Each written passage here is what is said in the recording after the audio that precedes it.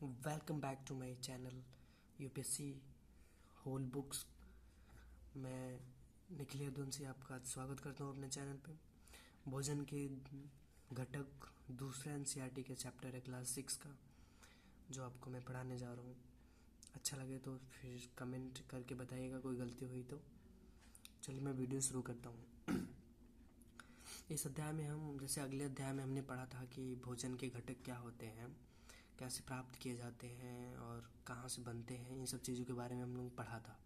और इस चैप्टर में हम ये पढ़ेंगे कि भोजन के घटक मतलब जैसे खेत में से हम कोई अनाज लिए, गेहूँ निकला तो गेहूँ से हम क्या क्या बना सकते हैं, तो उन सब चीज़ों के बारे में यहाँ इस चैप्टर में बताया गया है। भोजन के घटक जैसे कि कुछ उदाहरण मैं देता हूँ, जैसे कि बैगन का भरता, दाल चावल और बहुत सारी चीज़ें, जैसे इडली हो गया। बहुत सारी चीज़ें चावल से बनती हैं और गेहूं से भी बनता है, बिस्किट बनता है, रोटी बनती है। इन सब चीज़ों के बारे में हम इस चैप्टर में, अध्याय में यही सब पढ़ेंगे। चलिए बताते हैं। इस अध्याय में हम खाद्य सूची और बनाई हुई, जिन्हें हम भारत के विभिन्न भागों में खाने वाले विभिन्न व्यंजनों के बारे में हमने बताया था तथा उन्हें मानचित्र में अंकित किया था। मैं थोड़ा स्पीड बोल रहा हूँ क्योंकि मुझे वीडियो लंबा नहीं करना है ज़्यादा, और मुझे भी यहाँ पे कुछ कमाने के लिए नहीं है, मैं सीखने के लिए यहाँ पे आया हूँ और सिखाने के लिए। तो इसलिए मैं थोड़ा स्पीड बोलूँगा, तो थोड़ा आप स्लो कर लीजिएगा, आपको स्पीड में करना ना पड़े, तो इसलिए मैं स्पीड ही में बोल रहा हूँ। एक प्रकार के भोजन में चपाती, चावल, बैगन का भरता हो सकता है और दूसरे चावल, सांभर तथा भिंडी हो सकती है। इसके अतिरिक्त अन्य भोजन में आप मछली, सब्जी हो सकती है। जैसे ये देखिए, सब्जी भोजन से बनने वाले घटक, जो गेहूँ से रोटी बना है, और सब्जियां से यहाँ पे आलू और मटर की सब्जी है, और यहाँ पे दाल और हो सकता है। तरह तरह के आहार उदाहरण सारणी में दिए गए हैं, और जैसे दिखाया है प्रश्न क्रियाकलाप में सारणी में। इसे पढ़ना उतना अनिवार्य नहीं लग रहा है मुझे, क्योंकि ये क्रियाकलाप इसी के बारे में बताया गया है। विभिन्न प्रकार के खाद्य पदार्थों में क्या होता है, हम जानते हैं प्रत्येक व्यंजन एक या एक से अधिक प्रकार की कच्ची सामग्रियों से बनना होता है, जो हमें पादपों में होता है। जैसे पंजाब मक्के की रोटी के लिए फेमस है, आंध्र प्रदेश चावल के लिए है, और राजमा पंजाब में ही बनता है, और सरसों का भी साग वहीं पे बनता है। दही और घी, पंजाब लोगों में तो, पंजाबी लोगों को तो घी के नाम से ही जाना जाता है, वो लोग घी बहुत खाते हैं, तभी तो इतने अट्टे कट्टे होते हैं। ये 1920 का है, तो पुरानी एनसीईआरटी है।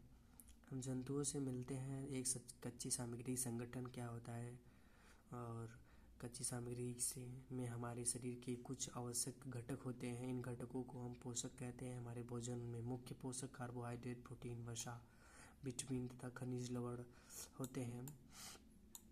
इसके अतिरिक्त हमारे भोजन में रुक्षांश तथा जल भी शामिल होता है, जो हमारे शरीर को बहुत आवश्यक होता है। इस खाद्य पदार्थों में हमें पोषक उपलब्ध होते हैं, जैसे विटामिन, खनिज, ये सब। जैसे सभी चीज़ें एक ही सब्जी या फल में नहीं मिलते हैं। हर सब्जी और फल, फूड्स जो भी खाएंगे सब में कुछ न कुछ तो मिलता है, मगर ऑयली चीज़ भी खाते हैं तो उसमें तो नहीं मिलता है, कुछ नुकसान ही करता है हमारी किडनी को। कुछ साधारण विभिन्न विधियों से हम यह जान सकते हैं कि कच्ची सामग्री या पके हुए भोजन में कौन सा एक या अधिक पोषक उपस्थित होते हैं। कार्बोहाइड्रेट, प्रोटीन तथा वसा।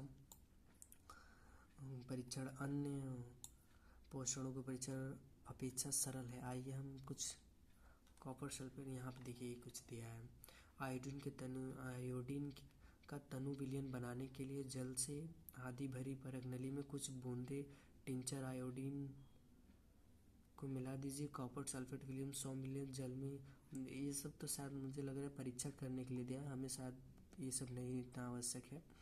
बस हमें इस चैप्टर को ध्यान से पढ़ना है, और इस चैप्टर में क्या चीज़ है, क्योंकि हम यूपीएससी की तैयारी कर रहे हैं तो हमें उतना नहीं डीपली नॉलेज, बस इसको एक बार पढ़ लेना है फटाफट। जैसे प्रोटीन के परीक्षण के लिए दिया है, वसा के परीक्षण के लिए दिया है, तो कागज़ के टुकड़े लपेट उपेट के, जैसे ये सब परीक्षण उरीक्षण के बारे में बता रहे हैं, तो हमें इतना नहीं आवश्यक है, हमें बस पढ़ना है। कागज़ फट ना जाए, कागज़ को सीधा कीजिए, ये सब दिया है। देखिए जैसे शकरंद, आलू, गन्ना, पपीता, तरबूज, आम, मक्का, बाजरा, चावल, गेहूँ, ये सब कुछ हमें वातावरण में नहीं, हमारे खेतों में मिलते हैं।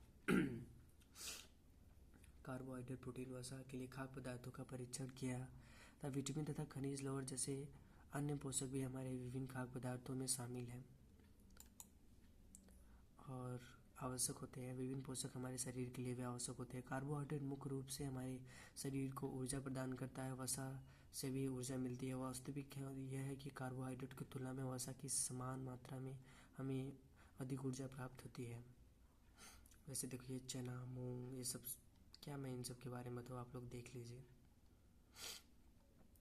और प्रोटीन की आवश्यक शरीर की वृद्धि के लिए, स्वस्थ रहने के लिए प्रोटीन युक्त भोजन को प्रायः शरीर को ग्रहण करना चाहिए। विटामिन रोगों से हमारे शरीर की रक्षा करते हैं। विटामिन हमारी आँख, अस्थियाँ, दांत और मसूड़ों को स्वस्थ रखते हैं में भी सहायता करते हैं। विटामिन कई प्रकार के होते हैं, जैसे vitamin A, vitamin B, vitamin C, vitamin D, vitamin E तथा विटामिन के नाम से भी जाना जाता है।